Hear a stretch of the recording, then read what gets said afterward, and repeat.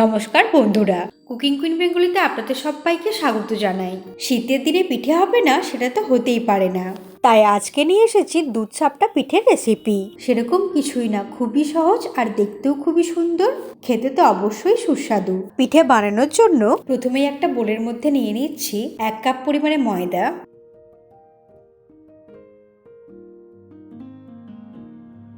এর সঙ্গে নিয়ে নিচ্ছি 1/2 কাপ পরিমাণে আতপ চালের গুঁড়ো, দিয়ে দিচ্ছি 1/2 কাপ পরিমাণে সুজি, আর দিচ্ছি 1/4 চামচ লবণ। শুকনো উপকরণগুলোকে খুব ভালো করে মিশিয়ে নেব।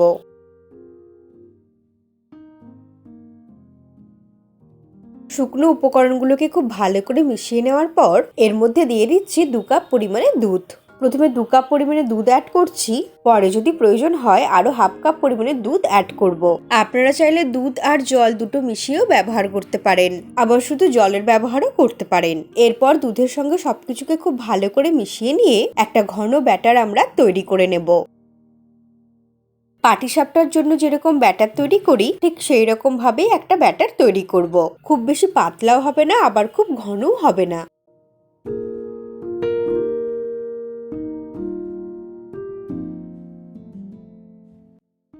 ব্যাটারটা খুব বেশি ঘন লাগছে, তাই আরো 1/2 কাপ পরিমাণে দুধ অ্যাড করছি। দুধ অ্যাড করে আবারও খুব ভালো করে গুলে নেব। আমি এখানে টোটাল 2.5 কাপ দুধ ব্যবহার করলাম।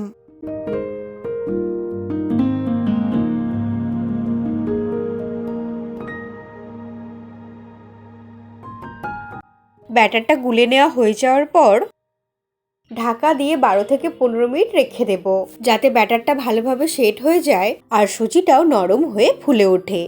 15 মিনিট হয়ে গেছে। এখন দিয়ে দেব 2 চামচ চিনি। চিনিটা আগে অ্যাড করলে সুজিটা ভালোভাবে সেট হবে না, তাই এই সময় অ্যাড করলাম। চিনি দিয়ে সবকিছুর সঙ্গে খুব ভালো করে মিশিয়ে নেব। ব্যাটারের থিকনেসটা ঠিক এই রকম হবে। সবকিছুকে খুব ভালো করে মিশিয়ে নিলাম আর চিনিটাও এর মধ্যে খুব ভালো করে গুলে গেছে। এরপর আমরা পিঠেগুলো বানিয়ে নেব। তার জন্য একটা তাওয়া গরম করে তেল ব্রাশ করে নেব, তবে আপনারা চাইলে ঘিয়ের ব্যবহার অবশ্যই করতে পারেন। এরপর হাফ হাতা পরিমাণে ব্যাটার তাওয়ার মধ্যে দিয়ে দেব। ব্যাটারটা দেওয়ার সময় ফ্লেমটাকে লোতে রাখবো।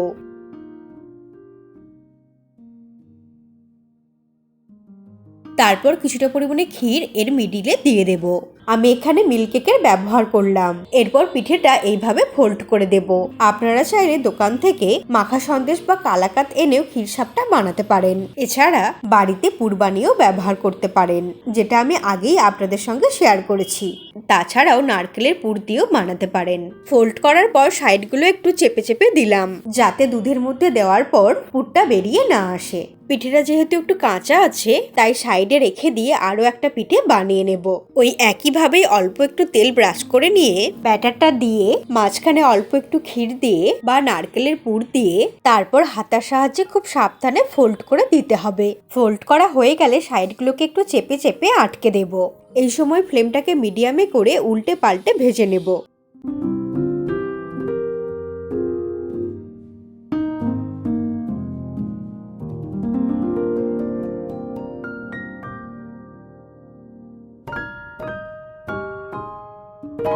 পিঠেগুলোকে এপিট ওপিট করে ভেজে নেওয়ার পর তাওয়া থেকে তুলে একটা প্লেটের মধ্যে রেখে দেব।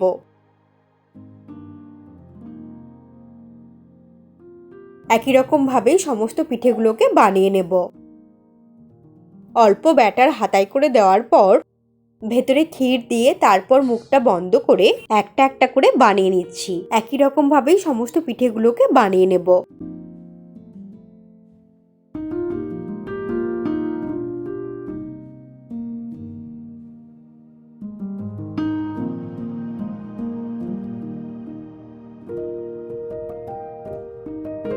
সমস্ত পিঠেগুলো বানানো হয়ে যাওয়ার পর এরপর প্যানের মধ্যে নিয়ে নেব 2 কাপ পরিমাণে ফুল ফ্যাট মিল্ক। পিঠে তৈরি করার সময় কিন্তু ফুল ফ্যাট মিল্ক ব্যবহার করলে ভালো স্বাদটা হয়।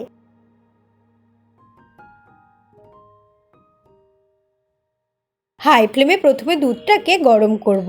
দুধটা ফোটানোর সময় নাড়তে নাড়তে ফোটাতে হবে। দুধটা যখন ফুটে উঠবে তখন ফ্লেমটাকে একদম লোতে করে দিয়ে দেব হাফ কাপ পরিমাণে খেজুর গুড়।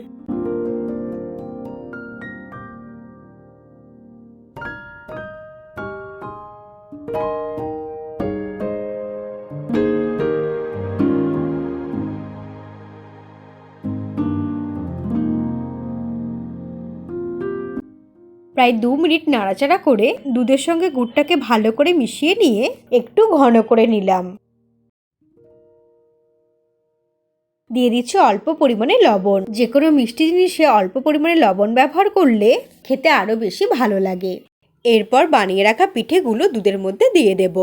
এই সময়ও ফ্লেমটা লোতেই রাখবো। আর দুধটা খুব বেশি ঘন করার প্রয়োজন নেই, কারণ ঠান্ডা হলে বেশ কিছুটা ঘন হয়ে যাবে।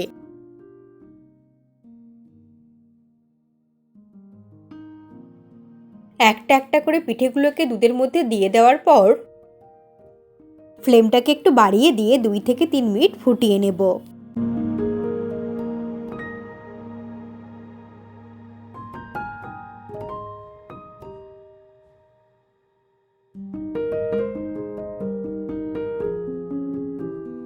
দুধ ছাপটা পিঠে কিন্তু আমাদের প্রায় রেডি হয়েই এসেছে।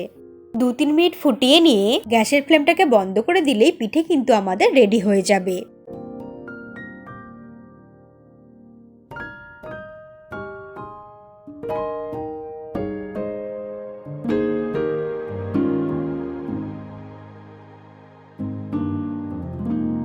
তিন মিনিট খুব ভালো করে ফুটিয়ে নিলাম। এখন দুধটাও অনেকটাই ঘন হয়ে গেছে। দুধ ছাপটা পিঠে কিন্তু একদম রেডি। এখন ওভেনটাকে অফ করে দেব।